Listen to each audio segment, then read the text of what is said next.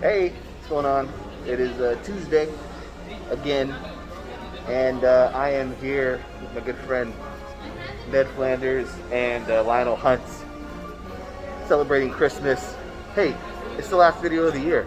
Can you believe it? I can. So I won't see you again until January, but that doesn't mean I won't be writing. We still got the buyer's guide coming out and notable events from the last 40 years, and of course the 2022 preview guide. But now we're going to talk about what's new this week.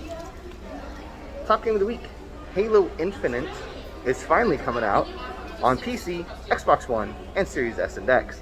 If you remember, this was supposed to be a launch title for the Xbox Series X, but that obviously didn't happen. So now it's here. Next we have Final Fantasy XIV Endwalker, which is the, I guess, conclusion to the story that they started with A Realm Reborn. And yeah, if you've been playing Final Fantasy XIV for the last, I guess, like 7 or 8 years that it's been going on, you're gonna see the conclusion. Does that mean that they're done with story content? No, they're gonna keep doing it.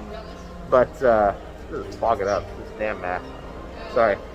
They're not done with the content. They're gonna keep making the game.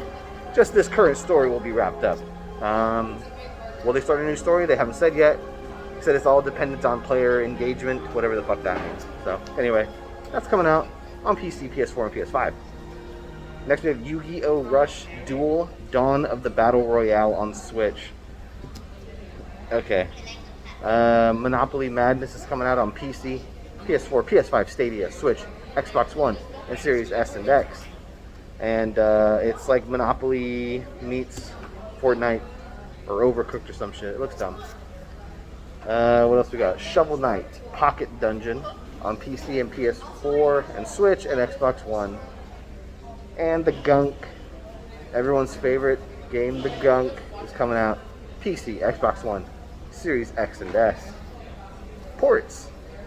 Sam & Max Beyond Time and Space is coming out. This is the remastered edition. Now that Telltale doesn't exist anymore, the rights owners to that game have re-released it. So if you didn't play it back then, you can play it now. PC, Switch, and Xbox One. Next we have Monster Rancher 1 and 2 DX. This is an HD remaster of the first 2 Monster Rancher games that came out on PlayStation 24 years ago.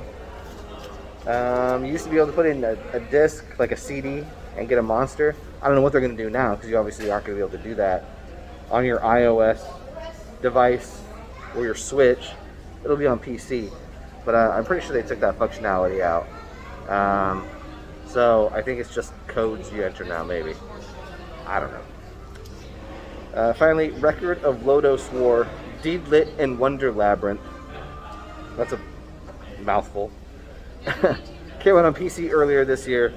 It'll be coming to PS4, PS5, Switch, Xbox One, and Series X and S this month. Everything else. They made a video game based on Alfred Hitchcock's Vertigo.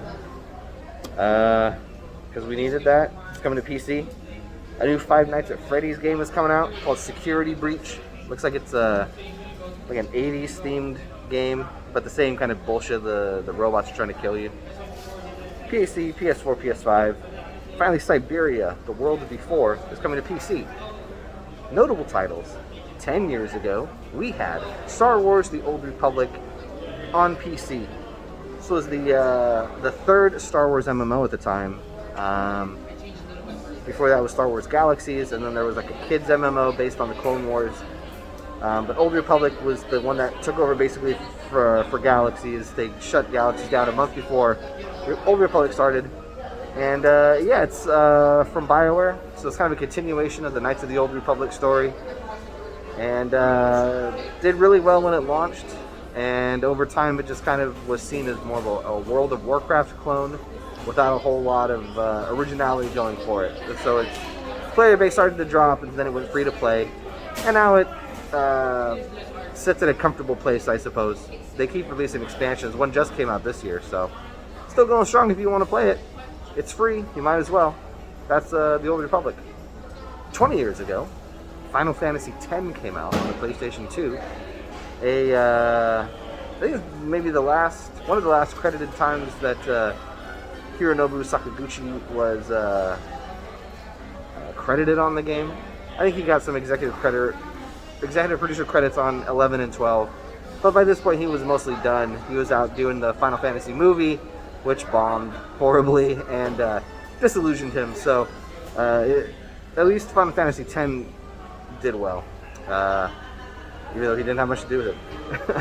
It was the first Final Fantasy game on the PS2, and also the first to feature voice acting, which was a big deal for that. I like this game a lot. Probably at least top 4 favorite Final Fantasy games of all time. Maybe top 5. Great game. Never played it. You should check it out. You can get it on Switch and PS4, PS5, Xbox One. Great game. Finally, 30 years ago, Super Castlevania IV came out on the Super Nintendo. This was the first Castlevania game for the Super Nintendo. And it's, I don't know, it was kind of a step down from Part 3, I thought. I thought Dracula's Curse was a lot better made, better laid out. It just had more going for it. 4, it was nice because it was on Super Nintendo, so the graphics looked great for the time. And it had used a lot of cool Mode 7 tricks to like spin the screen around your character. But it was just kind of missing some life, some of the fun that I thought Dracula's Curse had. At least it's better than Belmont's Quest, Part 2. That game is not good. So anyway, that's it for this week and for this year. I hope you all have a very Merry Christmas, Happy Holiday, Happy New Year, and all that stuff. See you again in January. Until then, bye-bye. Werewolf.